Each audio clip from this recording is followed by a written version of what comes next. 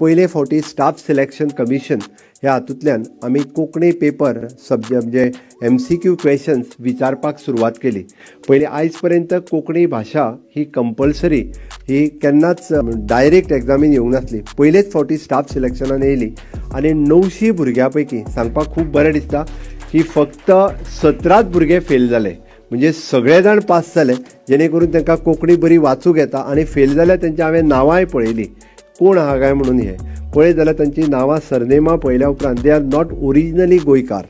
म्हणून तर हांवें कित्याक सांगलें की बरेच जाण आमी गोंयकार भुरगे सरकारी जॉबांनी कशे येतले जाल्यार स्टाफ सिलेक्शन जो प्रोसेस सुरवात केला तो स्पेशली तांकां ती इन फ्युचर आत्तां आमी फक्त MCQ सुरवात केल्या। इन लॉंग रन जाल्यार कोण आनीकूय प्रमोट जावपा खातीर बरोवपाकूय कोंकणी वेवस्थीत दिवपा आतां फक्त ऑब्जेक्टिव्स आशिल्ले आमी जाका म्हणटा इन लॉंग रन ते बरोवपाचे जर आसत जाल्यार ती बरोवचे पाकूय शिकचे पडटले। त्या खातीर म्हणजे फक्त 17 भुरगे जर सोडले जाल्यार 900 पैकी 900 भुरगे हे त्या पेपरात पास जाले।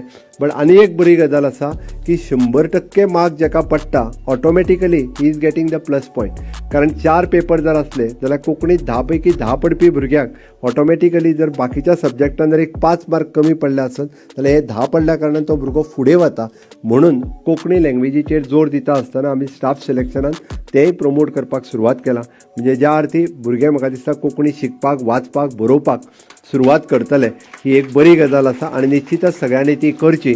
म्हणजे आमी जाका म्हणटाले की कोंकणी भास ही पोटाची भास जावची, ही बरेचशे फावटी खंत आसताली खूब जाणांची, पण ती कोंकणी भास आतां आपल्या पोटाची भास जावपाक लागलेली आसा।